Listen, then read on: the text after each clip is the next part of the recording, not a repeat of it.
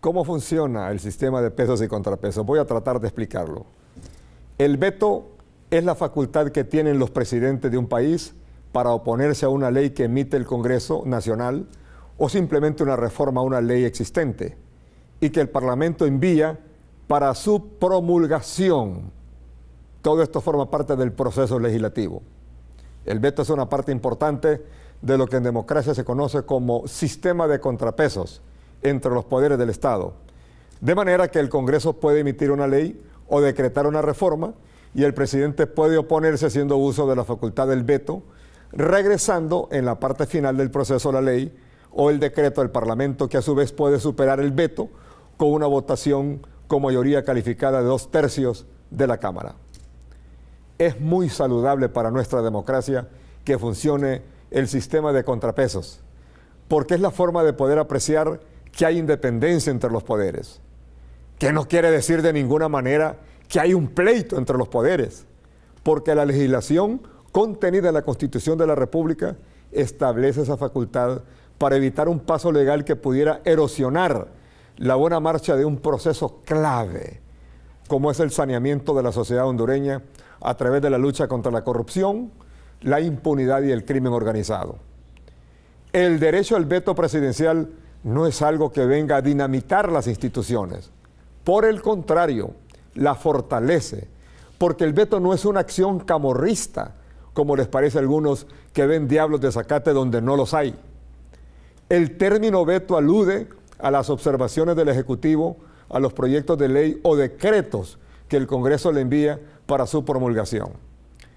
En esta oportunidad, ahora el Congreso Nacional deberá turnar el veto a la Sala Constitucional del Poder Judicial para que se pronuncie sobre el mismo, en favor o en contra, pudiendo hacerlo en forma unánime o por simple mayoría. Si fuera este último caso, la Sala Constitucional deberá enviar el veto al Pleno de la Corte Suprema de Justicia para que resuelva de conformidad.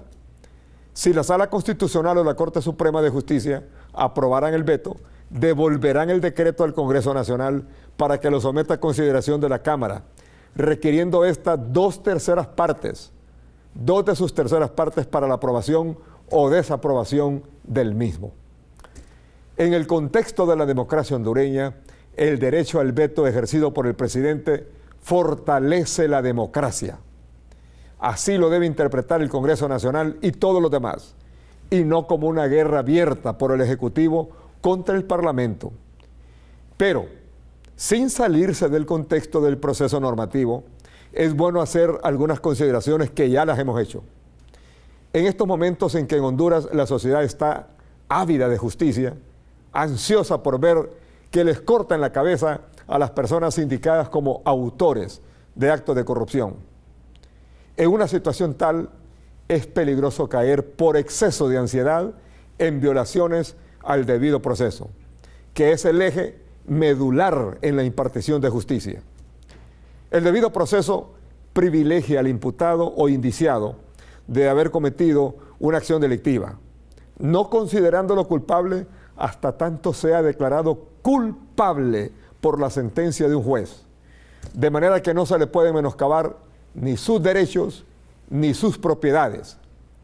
Pero, como la ley de privación de dominio fue producto de un convenio suscrito entre países que luchan contra la corrupción y el crimen organizado, el anhelo por penalizar a los indicados de cometer actos de corrupción hace que todos los sectores de la sociedad, a un solo clamor, exijan castigo de inmediato contra él o los indiciados.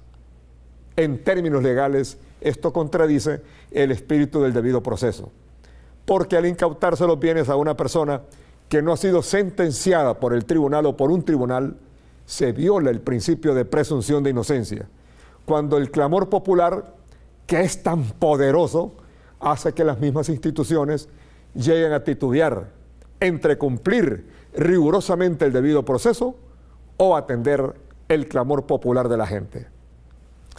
El Congreso Nacional actuó correctamente al darle curso al proyecto de reforma de la ley de privación de dominio, porque respetó el derecho del proyectista que argumentó a fondo que buscaba reparar una contradicción de la ley con el debido proceso.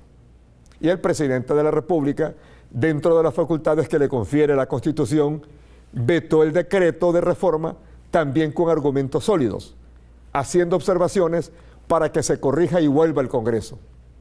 Y este, a su vez, lo turne a la Sala Constitucional del Poder Judicial.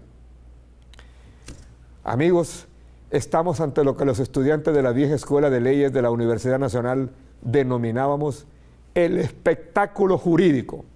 Oigan ustedes, el espectáculo jurídico, donde entran a jugar todos los actores que son los tres poderes del Estado, haciendo cada uno lo que por ley le corresponde, hasta que, agotado el círculo, llegue a la parte final en que el Congreso Nacional deberá someterlo a la votación final, que requiere las 2/3 partes de la Cámara para la aprobación del decreto.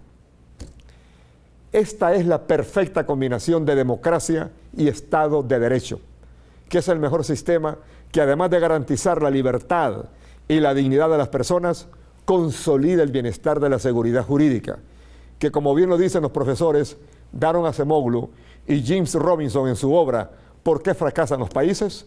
Solo la fortaleza de las instituciones es lo que garantiza que los países progresen y se mantengan viviendo en una paz de forma duradera.